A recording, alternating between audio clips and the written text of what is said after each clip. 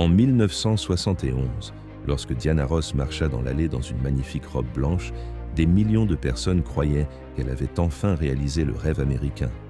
Mais peu savaient qu'immédiatement après ce moment glorieux, une série de tragédies, de trahisons et d'affaires secrètes allait survenir, restant cachées pendant des décennies.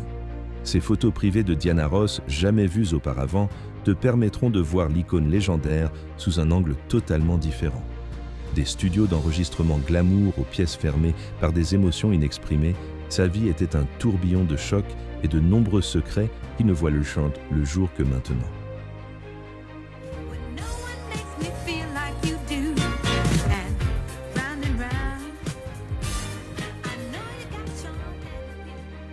Ne manque pas ta chance de découvrir la partie de l'histoire que personne n'a jamais osé raconter sur l'une des plus grandes. Et en attendant, abonnez-vous à la chaîne pour ne manquer aucune nouvelle histoire jamais racontée sur les stars d'Hollywood. Laissez un like et activez la cloche.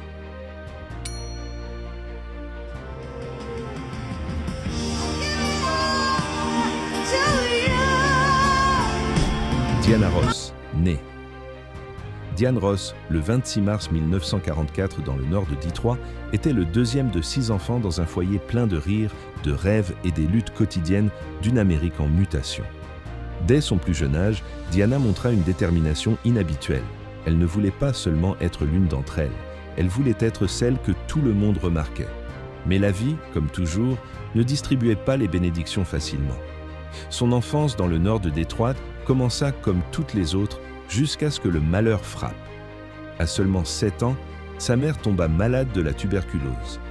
Bien que sa mère guérisse finalement, la vie de Diana ne fut plus jamais la même. Mais ce que Diana cherchait était juste devant elle. Les projets de logement Brewster Douglas, où vivait la famille Ross, n'étaient pas seulement de vieux murs en briques. Ils étaient le berceau de grands rêves. Là, Diana se lia d'amitié avec 2 filles du voisinage, Florence Ballard et Mary Wilson. Elles chantaient, riaient et rêvaient ensemble, jusqu'à ce que Ballard ait l'idée de former un groupe de filles nommé The Pretties, inspiré par le groupe masculin Les Primes. Lorsqu'elles réalisèrent qu'elles avaient besoin d'une voix spéciale pour compléter le trio, Ballard pensa immédiatement à Diana. Et ainsi commença le voyage musical de Diana. Elles commencèrent à se produire partout à Détroit, gagnant lentement le public local, et décidèrent finalement de passer à l'étape suivante en enregistrant leur premier single. Lors d'une conversation, Diana se souvint de son ancien petit ami, Smokey Robinson, qui travaillait à l'époque avec le label en plein essor Motown, fondé par Berry Gordy. Avec son instinct aiguisé, elle demanda à Robinson de présenter leur groupe à Gordy. Tout le monde pensait que c'était leur occasion en or. Mais Gordy, l'homme d'affaires toujours prudent, ne fut pas immédiatement impressionné. Ce n'est qu'en 1961 qu'il accepta finalement de les signer à une condition. Elles devaient changer de nom. Ainsi naquirent les Supremes. Un nom qui sonnait fort, autoritaire et plein de la puissance que Diana avait toujours désirée. Mais les débuts furent tout sauf simples. Elles enregistrèrent chanson après chanson, mais aucune ne devint un succès. Chez Motown, les gens les appelaient moqueusement les No Hit Supremes. Pour beaucoup, cela aurait pu être la fin du chemin, mais pour Diana Ross, ce n'était que le début. Elle s'exerçait sans relâche à sa voix, étudiait sa présence sur scène et attendait patiemment son moment. À l'origine, Florence Ballard était la chanteuse principale du groupe. Mais Berry Gordy remarqua bientôt quelque chose de différent chez Diana. Son regard ambitieux, une voix capable de faire taire une pièce entière et une confiance en soi frôlant l'insouciance. Il prit la décision audacieuse de la mettre au centre. Un pas qui changerait à jamais le destin du groupe. En 1964, les Supremes laissèrent leur empreinte avec le succès « Where Did Our Love Go ?» et lancèrent une série de succès sans précédent, devenant le symbole ultime de l'âge d'or de Motown. Belle, élégante et apparemment irremplaçable. Mais derrière ces sourires éclatants, des fissures commencèrent à apparaître. Alors que la gloire montait, Diana Ross entra dans une relation dangereuse avec nul autre que Berry Gordy, l'homme qui l'avait conduite à la célébrité. Gordy était marié à l'époque, mais cela n'arrêta pas Diana. Elle ne voulait pas seulement être aimée, elle voulait être choisie. C'était une liaison passionnée, secrète et soigneusement calculée. Certains affirmaient que Gordy avait utilisé Diana pour ses ambitions. D'autres insistaient sur le fait que c'était Diana qui utilisait son charme irrésistible pour sécuriser sa position. Quoi qu'il en soit, le résultat était clair. Diana devint le centre de tout. Elle n'était plus seulement la chanteuse principale, elle était le visage des Supremes. Gordy alla même jusqu'à renommer le groupe Diana Ross and the Supremes, un geste qui blessa profondément Florence Ballard et Mary Wilson. Beaucoup croyaient que Gordy était le marionnettiste derrière tous ces changements. Mais ceux qui comprenaient vraiment l'ambition de Diana soupçonnaient qu'elle était celle qui tirait les ficelles.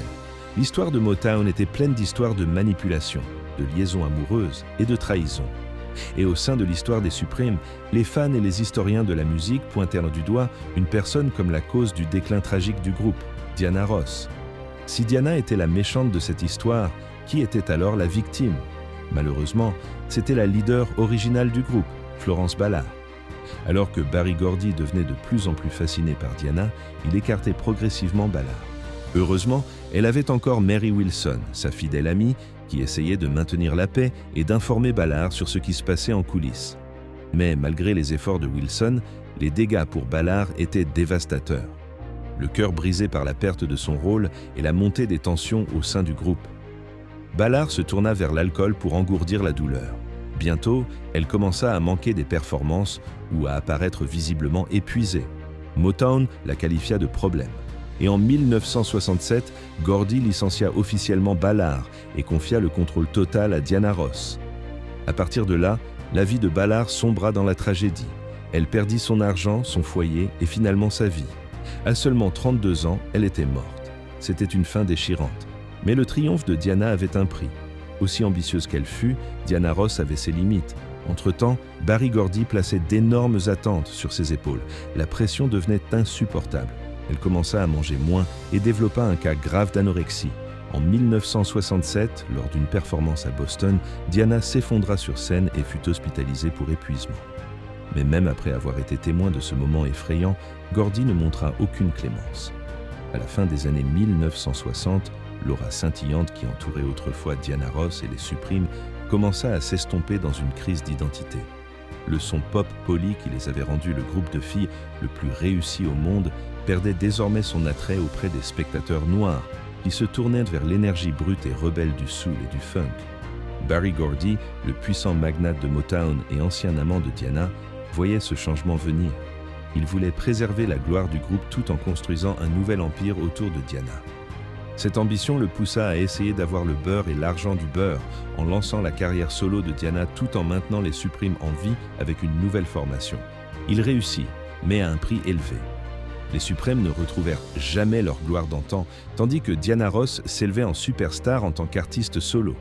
Mais le sommet peut être un endroit solitaire. Même après avoir quitté le groupe, Diana était hantée par le regard de son public. Cette exigence constante d'être parfaite, glamour et jamais vulnérable. Lors d'une virée shopping pour acheter un cadeau d'anniversaire pour Berry Gordy, Diana rencontra Robert Ellis Silverstein, un manager de talent poli et doux. En lui, elle semblait trouver une nouvelle forme de stabilité. Robert était différent de tous les hommes qu'elle avait connus, doux, attentionné et assez patient pour supporter les humeurs capricieuses d'une star épuisée. Bientôt, Robert fit sa demande en mariage et ils se marièrent. Mais alors que Diana marchait dans l'allée, elle cachait un sombre secret qui ne serait révélé que des années plus tard. Quelques mois après le mariage, Diana donna naissance à Rhonda Ross Kendrick, sa première fille, que la presse surnomma affectueusement le fruit de l'amour. Plus tard, Tracy Joy naquit en 1972 et Chudney Lane en 1975. De l'extérieur, il semblait être le portrait parfait de la famille. Une mère célèbre, un père réussi et 3 belles filles. Mais dans leur maison luxueuse, la distance émotionnelle grandissait silencieusement avec chaque tournée, chaque nuit d'hôtel solitaire et chaque bref appel téléphonique à travers les fuseaux horaires. Diana vivait plus pour la scène que pour son mariage. Lorsque sa carrière musicale atteignit son apogée, Diana Ross tourna son regard vers le cinéma, une autre de ses ambitions de longue date et un nouvel espoir pour l'expansion de Motown. En 1971, elle joua la légendaire Billie Holiday dans Lady Sings the Blues. Le rôle lui valut un Golden Globe et une nomination aux Oscars, forçant Hollywood à la voir sous un jour nouveau. Mais la gloire se révéla, comme toujours, éphémère. Son prochain projet, Mahogany, en 1975, dans lequel elle jouait le rôle principal et chantait la chanson titre, devait la consacrer comme la reine ultime du divertissement. Au lieu de cela, cela devint un cauchemar. Les problèmes commencèrent tôt, lorsque le réalisateur Tony Richardson fut renvoyé quelques semaines après le début de la production et que Berry Gordy, l'ancien amant de Diana, prit la direction. Deux égos massifs, deux personnes avec une histoire compliquée d'amour et de pouvoir, se retrouvèrent maintenant de part et d'autre de la caméra. Le plateau devint un champ de bataille de disputes, de larmes et de lourds silences. Un jour, Diana quitta complètement le plateau, laissant le chaos derrière elle.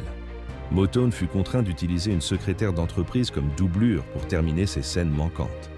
Lorsque Mahogany eut sa première, les recettes au box-office furent décentes, mais les critiques furent brutales. Pour Diana, c'était un coup dévastateur pour son orgueil. La femme qui avait autrefois fait plier le monde devant sa voix était maintenant moquée comme la fleur en plastique de Motown. Au milieu de son chaos professionnel, le mariage de Diana se brisa également. Robert Silverstein demanda le divorce en 1977 après 6 années tumultueuses. Lorsqu'on lui demanda la raison, il répondit simplement « Diana appartient à Motown ». Cette remarque, bien que dure, était douloureusement vraie, car bien que Diana se soit libérée de Gordy, elle était toujours un produit de son empire. D'ici là, le monde de la musique lui avait également tourné le dos. Lorsque Florence Ballard, membre fondateur des Suprêmes, mourut dans la pauvreté en 1976, des milliers de fans blâmèrent Diana. Lors des funérailles de Ballard, des fans en colère huèrent et insultèrent Diana lorsqu'elle sortit de sa limousine. Beaucoup croyaient qu'elle était la raison pour laquelle Florence avait été poussée hors du groupe et avait dû se battre. Après le divorce amer, Diana Ross vécut seule pendant 3 ans. Lorsqu'elle recommença finalement à sortir, ses amis furent étonnés, car son nouvel amant était très différent de Berry Gordy ou Robert Silverstein. Il s'agissait de Gene Simmons, le chanteur flamboyant et maquillé du groupe de rock Kiss. Un homme qui incarnait tout ce qui était chaotique, bruyant et rebelle que Diana Ross avait essayé de ne pas être au cours de sa carrière. En 1979, à l'apogée de la gloire de Diana Ross, une rencontre qui semblait d'abord inoffensive marqua le début de l'un des scandales amoureux les plus discutés d'Hollywood. Gene Simmons, le bassiste iconique du groupe de rock Kiss, vivait avec la chanteuse Cher, la longue amie de Diana. Dans un acte de confiance innocente, Cher présenta Jane à Diana afin qu'il puisse demander de l'aide pour choisir un cadeau de Noël spécial. Mais cet unique appel déclencha une chaîne de tentations et de trahisons. Lorsque Diana et Jean allèrent faire des courses ensemble, les étincelles volèrent immédiatement. Bientôt, les deux se lancèrent dans une liaison passionnée. La relation de Jean avec Cher se brisa, et l'amitié entre les deux femmes se termina dans la douleur. La presse ne pouvait pas en avoir assez de ce qu'elle appelait le triangle amoureux des années 1980. Entre-temps, Diana et Gene ignoraient sur les tabloïds et profitèrent de leur romance tumultueuse de 3 ans en apparaissant ensemble à des fêtes, échangeant des regards intimes en public et suscitant à la fois admiration et indignation. Mais, en 1983, le feu s'éteignit et Gene partit, laissant Diana seule sous les feux de la rampe déclinant. 2 ans plus tard, le destin intervint à nouveau.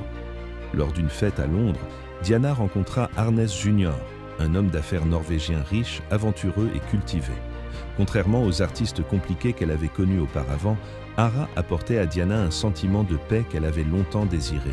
C'était un homme qui aimait l'escalade, appréciait la discipline et valorisait la famille, des qualités qui lui parlaient profondément. Ils se marièrent en 1986 et leur union fut célébrée comme un conte de fées entre la reine de Motown et le prince nordique. Malheureusement, après des années de bonheur, leur histoire commença à se désagréger. En 1999, Diana tenta de faire un grand retour avec une tournée de réunion des Supremes, le groupe qui l'avait d'abord propulsé au statut de star. Mais le projet ouvrit de vieilles blessures. Les anciennes membres Mary Wilson et Cindy Burdong refusèrent de participer, évoquant des cicatrices non cicatrisées de la réunion catastrophique de 1983. À l'époque, lors du spécial anniversaire de Motown, Mary Wilson avait fait l'impensable. Elle monta sur scène devant Diana, prit le chant principal et présenta même Berry Gordy, le fondateur de Motown, quelque chose qui était traditionnellement réservé à Diana elle-même. C'était un acte silencieux mais dramatique de résistance, une rébellion sur scène qui rendit Diana visiblement furieuse. Seuls des montages habiles empêchèrent le public télévisé de voir la confrontation complète. En 1999, Diana Ross était déterminée à relancer les légendaires Suprêmes, le groupe qui l'avait autrefois propulsé vers la gloire mondiale. Mais son rêve de réunion s'effondra rapidement lorsque les deux membres originaux, Mary Wilson et Cindy Burdong, refusèrent l'invitation. N'ayant d'autre choix, Diana se tourna vers Linda Lawrence et Cher Payne, des chanteuses qui avaient rejoint le groupe après son départ. Cependant, le public montra peu d'enthousiasme. La très médiatisée tournée Return to Love, attendue comme un retour triomphal, se transforma en désastre lorsque les ventes de billets furent si mauvaises que plusieurs spectacles durent être annulés en cours de route. La presse fut impitoyable et la qualifia de retour le plus oubliable de l'histoire de Motown. À peine sa carrière professionnelle s'était-elle effondrée que le monde personnel de Diana s'effondra également. La même année, Aaron Nest Jr., son riche mari norvégien, l'homme dont elle croyait autrefois qu'il était son foyer définitif, choqua tout le monde avec l'annonce « Nous sommes séparés » lors d'une interview en direct à la télévision, le retournement cruel. Diana elle-même n'avait jamais entendu ces mots de sa part. À ce moment-là, elle savait que son mariage était terminé. Le chagrin la fit sombrer dans l'abus d'alcool et de drogue. Des amis se souvinrent plus tard de l'avoir vue avec un regard vide et lointain, comme si tout sens avait fui de sa vie. En mai 2002, Diana se fit admettre dans une clinique de réhabilitation, désespérée de reprendre le contrôle. Mais seulement 3 semaines plus tard, elle sortit prématurément pour poursuivre sa tournée de concerts. Une erreur tragique, son corps n'était pas guéri, son esprit encore fragile, et bientôt elle se tourna à nouveau vers l'alcool comme échappatoire. Quelques mois plus tard, en août, elle retourna à la réhabilitation, seulement pour repartir à nouveau prématurément. Puis le destin frappa plus durement que jamais. En décembre 2002, la police de l'Arizona l'arrêta pour avoir conduit dans le mauvais sens sur une rue à sens unique. Son taux d'alcoolémie choqua tout le monde, 0,20%, plus du double de la limite légale. Pour aggraver les choses, Diana n'était même pas en tournée à ce moment-là. Elle était en vacances au Luxury Canyon Ranch Resort. Les tabloïds explosèrent avec des gros titres sensationnels. Pour la première fois de sa vie, Diana se retrouva confrontée à la prison, 48 heures derrière les barreaux. Bien que ce ne fût que 2 jours, ces heures la changèrent à jamais. La reine de Motown, autrefois la femme qui faisait chavirer des millions, se retrouvait maintenant seule dans une cellule froide, dépouillée de sa célébrité, de son maquillage et de ses illusions. Mais c'est là, dans ce silence, que Diana Ross se fit une promesse solennelle. Elle ne laisserait jamais son passé la consumer à nouveau.